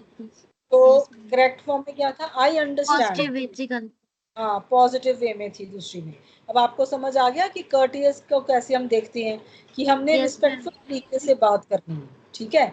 अगर आपने किसी से अपना डिफरेंट पॉइंट भी रखना है तो वो आपने बड़े रिस्पेक्टफुल तरीके से रखना है, ठीक है, समझ गए। नेक्स्ट है बेटे correctness. Proper grammar and syntax increases the effectiveness and credibility of the message. Mistakes and typos affect clarity, create ambiguity and raise doubts. इसका एग्जांपल देखो, अब इसको ध्यान से देखो, इसको देखने वाली बात है इस एग्जांपल को। इनकरेक्ट जो है उसमें लिखा है this week expenses have increased by 6.5%. Correct है, this week's expenses have increased by 6.5%. कहाँ पे गलती है, कहाँ पे फर्क है, क्या नजर आ रहा है मैम एस हाँ जी, मैम वीक की स्पेलिंग कर रहे हो आप। Yes ma'am. पहले वाले वीक में वीक का मतलब क्या है, कमजोर कमजोर, है ना, कमजोर। दूसरे में वीक का क्या मतलब है, मैम। वीक डेज, है ना, डेज, डेज की बात हो रही है। अब आप बताओ बिजनेस में कमजोरी की बात हो रही होगी कि हफ्ते की या डेज की बात हो रही होगी, हफ्ते या डेज की। यस, ठीक है। तो इसका मतलब ग्रामेटिकल जो मिस्टेक्स हैं उसको भी, अगर खास करके जो हम रिटन कम्युनिकेशन करते हैं तो वहाँ पे जो ग्रामेटिकल मिस्टेक्स है उसका कोई स्कोप नहीं होता। अगर आप ये लिखना चाहते हो कि ऑर्गेनाइजेशन के इस हफ्ते के खर्चे 6.5% से बढ़ गए हैं, तो आपको इसके लिए बड़ा केयरफुल होना पड़ेगा कि वीक के स्पेलिंग होने क्या चाहिए, डबल ई ए के या WEAK या WEE, ठीक है, समझ आ गया। सो ग्रामेटिकली आपको उसके ऊपर ठीक चलना है। नेक्स्ट जो सी है वो है completeness. The message should have all information on the basis of which the receiver can respond and take action. Incomplete messages waste lot of time and efforts. अब जैसे अगर हमने वही, ये फर्स्ट उसके साथ है कि अगर आपने जो है अनक्लियर और लंबा चौड़ा और घुमावदार मैसेज डाल दिया तो कोई मीनिंग नहीं निकलेगा। जैसे देखो, आपको कोई नोटिस आया, there is a marketing department meeting tomorrow at 7 for discussing marketing strategies. आप समझो आप सब एम्प्लॉयज़ हो किसी कंपनी की, ठीक है, तो आपको ये मैसेज डाल दिया गया कि मार्केटिंग डिपार्टमेंट की कल 7 बजे मीटिंग है और मार्केटिंग स्ट्रेटजीज डिस्कस होनी है। अब इसके बाद आप आपस में कोई होमवर्क कर पाओगे इसके ऊपर क्या, आपके माइंड में क्वेश्चंस ही आने शुरू हो जाएंगे। 7 बजे लिखा है, 7 बजे सवेर के हैं कि शाम के हैं, मार्केटिंग स्ट्रेटेजी बोल रही है, कौन सी मार्केटिंग स्ट्रेटेजी, कौन सी बात करनी है, कुछ क्लियर तो किया नहीं। फिर इन्होंने ये तो बताया ही नहीं कि होनी कहाँ पे है मीटिंग, जगह भी नहीं बताई। ऐसा कोई आपको मैसेज आ जाए तो आपके माइंड में कंफ्यूजन बढ़ेगी कि क्लैरिटी बढ़ेगी, कंफ्यूजन बढ़ेगी। और कंफ्यूजन इसलिए बढ़ रही है क्योंकि मैसेज जो है वो कई एस्पेक्ट से इनकम्प्लीट है, ऐसे ही है ना, इनकम्प्लीट मैसेज है। फिर आप क्या करोगे, फिर जो मैसेज डाल रहा है उसको जो जितने भी बंदे हैं सारे फ़ोन घुमाएंगे कि बता दीजिए कहाँ पे होनी है मीटिंग, सुबह होनी है कि शाम को 7 बजे होनी है, एजेंडा क्या है, मार्केटिंग स्ट्रेटजीज, कौन सी मार्केटिंग स्ट्रेटजीज की बात होनी है। तो इसका मतलब एक इनकम्प्लीट मैसेज डालने के बाद जो मैसेज डालने वाला पर्सन है वो तो बाउंड हो गया, वो तो सबके फ़ोन अटेंड करेगा। इससे अच्छा है कि वो एक करेक्ट मैसेज डाले। अब करेक्ट मैसेज कैसा हो सकता है, जैसे ये है, there is a marketing department meeting tomorrow at 7 PM in conference room number 5 for discussion of marketing strategies for a newly launched soap product. Clear हो गया मैसेज की नहीं, पता चल गया ना यस मैम। किसकी है मीटिंग, कब है मीटिंग, कहाँ है, और मीटिंग किसके बारे में है, ये हो गया ना क्लियर, है ना। यस सो इसको बोलते हैं कंप्लीटनेस कम्युनिकेशन, ठीक है। नेक्स्ट है बेटे concreteness. Concrete communication is specific, clear and meaningful. It avoids vagueness and adds authenticity. अब इसमें देखो, manufacturing cost have increased, they need to be reduced. ये तो एक जनरल बात होगी, जैसे कोई आपस में दो लोग जो हैं किसी की बात किसी और की बात कर रहे हैं, अरे इसकी मैन्युफैक्चरिंग कॉस्ट बड़ी बढ़ गई है, ये तो कम होनी चाहिए. अब मैन्युफैक्चरिंग कॉस्ट कितनी बड़ी है, कितनी कम होनी चाहिए, ये न्यूमेरिक टर्म्स में क्लियर डाटा होना चाहिए, तभी उसके ऊपर कोई डिस्कशन हो सकती है. तो करेक्ट क्या है, manufacturing cost have increase by 30%, they need to be reduce at least by 15%. यहाँ पे स्पेसिफिक हो गए ना, तभी जो है कंक्रीट आंसर आएगा, मीनिंगफुल कुछ बात हो पाएगी, जनरल नहीं. नेक्स्ट है बेटे consideration. Before communicating, sender should put itself in the place of receiver and try to understand the potential effects of message transmitted. वो कहते हैं कि कोई भी बात करने से पहले, जब आप लोग भी आपस में करते होंगे कि मैंने ना, जैसे मैंने अथॉरिटी से बात करनी है, मैंने प्रिंसिपल से बात करनी है, मैंने टीचर से बात करनी है, मेरे पेरेंट्स से बात करनी है, किसी चीज़ की परमिशन लेनी है, तो आप एक नहीं दो नहीं कितनी बार उस बात को बोलकर फिर ये सोचते होगे वो क्या बोलेगा, अब नेक्स्ट आंसर क्या है, ऐसे होता है ना. क्योंकि आपका मोटिव क्या होता है, अपनी बात को मनवाना या हाँ करवानी. तो उसके लिए ज़रूरी है आप उसके होमवर्क करते हो कि मैं बात को कैसे करूँ कि अगला बंदा बस सीधा ही यस ही बोले. ठीक है, तो वो होती है कि जो कम्युनिकेशन को अगर आप इफेक्टिव बनाते हो, तो जो सेंडर है वो अपने आप को रिसीवर के उसमें पुट करके देखता है, उसके शूज़ में, और सोचता है कि अगर मैं ऐसा बोलूँ तो वो क्या बोल सकता है आगे से. ऐसे ही है. ठीक है, अब देखो इनकरेक्ट प्रेजेंटेशन क्या है. Presentation made by you looks awful, why can't you improve. वो बोल रहा है कि तुम्हारी प्रेजेंटेशन ना ठीक नहीं है, तुम इम्प्रूव क्यों नहीं कर रहे हो. तो अब करेक्ट तरीका क्या है बोलने का, ये है, I notice some mistakes in the presentation made by you, let us have a meeting to help you work on this. अब इसमें अथॉरिटी क्या बोल रही है, मैंने ना कुछ गलतियां नोटिस की हैं आपकी प्रेजेंटेशन में जो आपने बनाई हैं, तो चलिए हम मीटिंग करते हैं और उससे आपको मैं हेल्प करता हूँ या करती हूँ, ताकि आप इसके ऊपर काम कर पाएँ और इसको इम्प्रूव कर पाएँ. ठीक है, तो ये एक पॉजिटिव ढंग से आपने अगले की गलती जो है वो नोटिफाइबल भी करा दी, और साथ के साथ उसको एक मौका भी दे दिया कि तुम इसको इम्प्रूव कैसे कर सकती हो, आप मेरे से बात कर सकती हो. Next is coherence. Communication should be relevant, logical and make sense. It will help in comprehending the information. Example देखो, the due date for the project has been extended to next month. Arex Limited wants to discuss some new issues with the product. They requested a meeting for this Saturday. अब इसमें उन्होंने देखो, उन्होंने बोल दिया है कि ड्यू डेट नेक्स्ट मंथ के तक एक्सटेंड कर दी गई है और वो डिस्कस करना चाहते हैं कुछ न्यू इश्यूज़. अब कौन से इश्यूज़ हैं, क्या है, ठीक है, वो कुछ नहीं बताया उन्होंने. अब देखो इसका करेक्ट तरीका क्या है, Arex Limited wants to discuss some new issues with your product this Saturday. मतलब बात जो थी ना वो है एक ही बात थी, लेकिन जब अगर इनकरेक्ट को देखो उन्होंने उसको तीन बातें बना दी. ड्यू डेट है, एक्सटेंड हो गई है, एरेक्स ने कुछ बात करनी है, न्यू इश्यूज़ हैं, और एक मीटिंग होनी है सैटरडे. ये देखने को ऐसे लग रहा है जैसे तीन अलग अलग बातें हैं, जबकि असल में ऐसा है नहीं.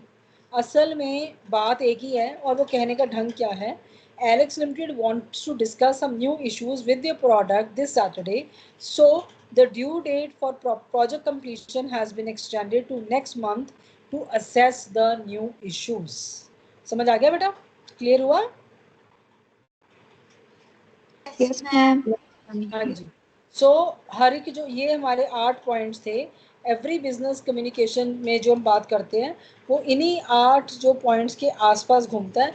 जहाँ कहीं भी आपको ये लगेगा कि हमारी जो कम्युनिकेशन है वो इफ़ेक्टिव नहीं है, वो डिस्टॉर्टेड है, वहाँ पे कुछ प्रॉब्लम आ रही है, कुछ दिक्कत आ रही है, या जो हम कहना चाह रहे हैं हमारी अथॉरिटी सुन क्यों नहीं रहा, या वो वैसे हो क्यों नहीं रहा, तो कहीं ना कहीं पे कुछ ना कुछ गलती कहाँ पे हो रही है, हमारी प्रेजेंटेशन स्किल्स में ही गलती है. हम यहाँ कहीं ना कहीं इंफॉर्मेशन गलत दे रहे हैं, इनकम्प्लीट दे रहे हैं. ठीक है, कुछ पार्ट जो है उसको मिस कर रहे हैं, हम लोग डिसरिस्पेक्टफुल हो रहे हैं, ऐसा कुछ हो सकता है.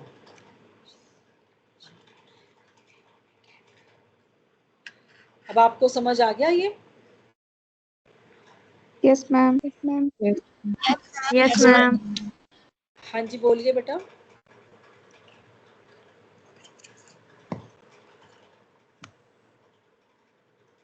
कोई भी डाउट किसी को कहीं पे. No, ma'am. No, ma'am. Clear हो गया. Yes, ma'am. Yes ma'am. आप ना ये वाले जो चैप्टर्स हैं दोनों, आप इसको अच्छे से दोबारा से एक बार गो थ्रू हो जाना, बड़े आसान है। खासकर ये जो हमने अभी किया पॉइंट्स के साथ है ना, कि ये काफ़ी इंटरेस्टिंग था। ठीक है, तो आप इन पॉइंट्स को दोबारा से एक बार पढ़ लेना, जहाँ पे भी आपको कुछ नहीं समझ आएगी वो आप मेरे से पूछ लेना। ठीक है बेटा? Okay okay ma'am. मैम। कैसे कैसे लगा आपको कम्युनिकेशन का टॉपिक? बहुत बढ़िया लग गया जी। मैम हाँ जी, आपको पता ऑर्गेनाइजेशन या फाउंडेशन के कोर्स को माइंड में रखते हुए ये इम्पॉर्टेंट है, बहुत इम्पॉर्टेंट है, आसान भी है, स्कोरिंग भी है। ठीक है, इसके आंसर्स आपने फटाफट से अपने कर लेने हैं सॉल्व, मुझे पता है, आई एम कॉन्फिडेंट। साथ के साथ एक चीज़ और है कि ये वाले जब हम चैप्टर्स पढ़ेंगे ना, तो आपकी ना कम्युनिकेशन स्किल्स के ऊपर जो है ना, आप अपने ऊपर भी होमवर्क कर लोगे। आपकी कम्युनिकेशन जो इंटरपर्सनल जो स्किल्स है ना, वो भी इम्प्रूव हो जाएंगी। आपने अभी भी जब हम चैप्टर पढ़ रहे थे, आपने नोटिस किया होगा कि कई कई बातों पे आपस में जब हम बात करते हैं तो वहाँ पे भी कहीं ना कहीं कुछ दिक्कत आ जाती है। कहीं पे हम कहना कुछ चाहते हैं तो दूसरा जो सामने सुनने वाला है कुछ और समझ आता है ना। कई बार कई कन्फ्लिक्ट हो जाता है, कहीं पे हम बात कुछ और करने जाते हैं और कहते हैं अरे हम तो बड़े आराम से बात कर रहे थे, पता नहीं क्यों लड़ाई हो गई, पता नहीं क्यों बहस हो गई। अब आपको समझ आ रहा है कि कौन सी बातें होती है जो ध्यान में आपने रखनी होती है? पता यस चला मैम। है ना? तो यस आप मैम। ना, आप अगर इस ढंग से इस टॉपिक को पढ़ोगे कि मेरी इंटरपर्सनल कम्युनिकेशन जो है वो इम्प्रूव हो रही है, तो आपको बहुत फ़ायदा होगा और इंटरेस्टिंग भी लगेगा। और अगर आप इसको फाउंडेशन के एक चैप्टर की प्रिपरेशन को माइंड में रख के देखोगे, तो हो सकता है कि आपको नींद भी आ रही हो सकता है आपको बड़ा आसान सा भी लग रहा हो सकता है आपके मन में ये भी आया, अरे ये तो पता ही था, ये तो पता ही है, हाँ ये कौन सा सुनने और समझने वाली बात है। पर अगर आप इसको उस ढंग से समझोगे, पढ़ोगे, देखोगे, तो फिर आपको मज़ा भी आएगा। आई होप आपने आज इंजॉय किया होगा, अच्छे से यस समझा। मैम। ठीक है, थैंक यू बेटा।